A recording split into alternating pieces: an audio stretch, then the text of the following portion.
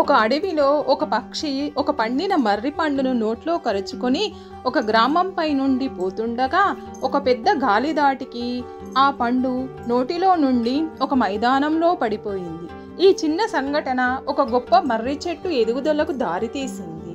అది అనేక ప్రాణాలను స్పృశించి నిజమైన సార్థకత మరియు త్యాగం యొక్క అర్థాన్ని తెలియజేసింది. ఆ కథే సార్థకత.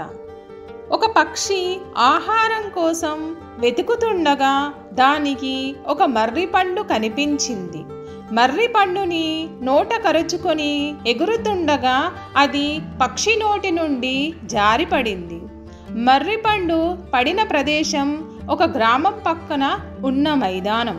మర్రి పండు మైదానంలో పడిన రోజునే బలమైన గాలులతో వర్షం కురిసింది.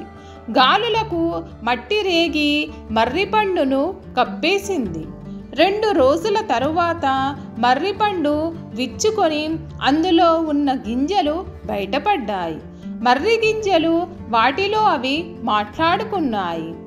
ఒక గింజ సంతోషంగా, మన పక్షాన అదృష్టం ఉండబట్టే మనం ఇంకా బ్రతికి ఉన్నాము, లేదంటే పక్షి కడుపులో పడి జీర్ణం అయ్యేవారం అంది. మరో గింజ, నిజమే, పక్షి కడుపులోకి వెళ్ళి ఉంటే చచ్చేవాళ్ళం, ఇలా మాట్లాడే అవకాశమే ఉండేది కాదు అని చెప్పింది. మిగతా గింజలు కూడా అవునవును అని సంబరపడ్డాయి. మరో 2 రోజులు గడిచేసరికి ఒక గింజ నుండి మొలక వచ్చింది. ఆ మొలకను చూసిన గింజ సంతోషంతో గెంతులు వేసి, మీరంతా చూడండి, నాకు మొలక వచ్చింది అని చూపించింది.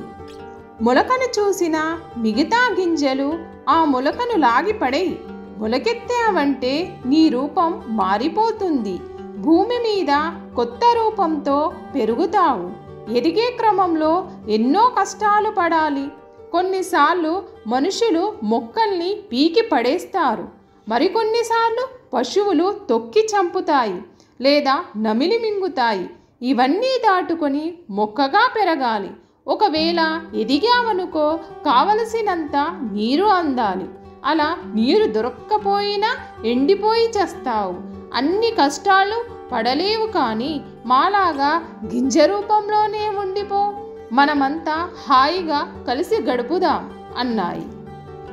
మిగతా గింజల మాటలు ఆలకించింది, కానీ మొలక వచ్చిన గింజ జవాబు చెప్పలేదు, తన మొలకను వేరు చేయలేదు. కొన్ని రోజులకు మర్రి మొక్క భూమి మీదకు వచ్చి ఎదగడం ప్రారంభించింది. దాని కాండం నిటారుగా ఎదిగింది, కొమ్మలు పక్కలకు పెరిగాయి, ఎన్నో ఆకులు మొలిచాయి. అలా కొన్ని సంవత్సరాలు గడిచేసరికి పెద్ద వృక్షంగా ఎదిగింది. ఎండవేడి నుండి రక్షణ కోసం రైతులు, బాటసారులు మర్రి చెట్టు నీడలో విశ్రాంతి తీసుకునేవారు. పశువులు, జంతువులు రాత్రి వేళల్లో వర్షం కురిసినప్పుడు చెట్టు క్రింద తలదాచుకునేవి. పక్షులు చెట్టు మీద గూళ్ళు కట్టుకున్నాయి. మర్రి చెట్టు నిత్యం ఎందరికో ఆశ్రయం ఇస్తుండడం వల్ల అక్కడ సందడిగా ఉండేది. అప్పుడప్పుడు వైద్యులు మర్రి చెట్టు దగ్గరికి వచ్చి మర్రి బెరడు, పాలు, ఆకులు, మొగ్గలు కోసుకొని పోయేవారు. వాటిని వైద్యం కోసం ఉపయోగించేవారు. మైదానానికి ఆడుకోవడానికి వచ్చే పిల్లల్లో కొందరు మర్రి ఊడలతో ఊయల ఊగి ఆనందించేవారు. అవన్నీ చూసి మర్రి చెట్టు సంతోషించేది.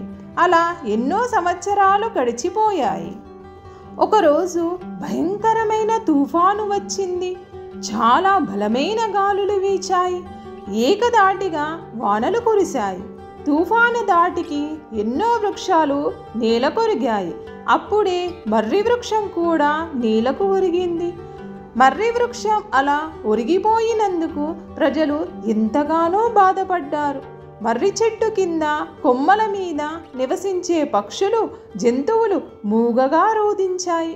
మరికొన్ని రోజులకు మర్రి చెట్టు పచ్చదనం తగ్గిపోగానే గ్రామస్తులు గొడ్డళ్లతో నరికి చెట్టు కొమ్మలను, కాండాన్ని వంట చెరుకుగా, గృహోపకరణాలుగా వాడుకున్నారు. కలప మోసుకు వెళుతున్న వారు బ్రతికి ఉన్నప్పుడే కాక చనిపోయాక కూడా ఉపయోగపడిందని చెప్పుకున్నారు. స్వార్థంతో గింజలుగా భూమిలోనే ఉండిపోయిన మిగతా గింజలు తమ సోదరుడికి లభిస్తున్న ప్రశంసలు విని సంతోషించాయి, మరోవైపు సిగ్గుపడ్డాయి. వాటిలో ఒక గింజ, మనమంతా దిద్దుకోలేని పొరపాటు చేశాము, ఎలా పుట్టామో అలాగే మిగిలిపోయాము, ఎవరికీ ఉపకారం చేయలేకపోయాము, మనల్ని గుర్తుపెట్టుకునే మంచి పని ఒక్కటి కూడా చేయలేకపోయాము, పుట్టిన ప్రతి జన్మకు సార్థకత ఉండాలి, మన జన్మ మాత్రం వృధా అయింది, పక్షి నోటి నుండి జారిపడినందుకు మనం గొప్ప అవకాశం పొందినప్పటికీ వృధా చేసుకున్నాము, మన సోదరుడు మాత్రం మంచి పని చేశాడు, మరణించి కూడా జనం గుండెల్లో వారి ఇళ్లలో నివాసం ఏర్పరచుకున్నాడు, జీవితం అంటే మన సోదరుడిదే అంది. అది విన్న మరొక మర్రిగింజ, కొందరు మనుషులు కూడా పిరికితనంతో బ్రతుకుతారు, ఇప్పుడు మనం చేసిన తప్పే చేస్తుంటారు, ఇతరులకు మేలు చేసే జీవితం వల్ల తృప్తి కలుగుతుందని తెలుసుకోలేక జీవితాన్ని వృధా చేసుకుంటారు, పక్కవారికి చేసే సేవల వలన చిరస్థాయిగా పేరు నిలుస్తుందని తెలుసుకొని ఒకరికొకరు సహాయపడుతూ బ్రతికితే ఎంతో బాగుంటుంది అంది. జరిగిపోయిన దాన్ని వెనక్కు తీసుకురాలేము కాబట్టి ఇతరులకు సహాయపడినప్పుడే ఈ జన్మకు సార్థకత. మీకు ఈ కథ నచ్చినట్లయితే లైక్ చేయండి, మీ ఫ్రెండ్స్కి షేర్ చేయండి. మరిన్ని కథల కోసం కథా సమయాన్ని సబ్స్క్రైబ్ చేయండి.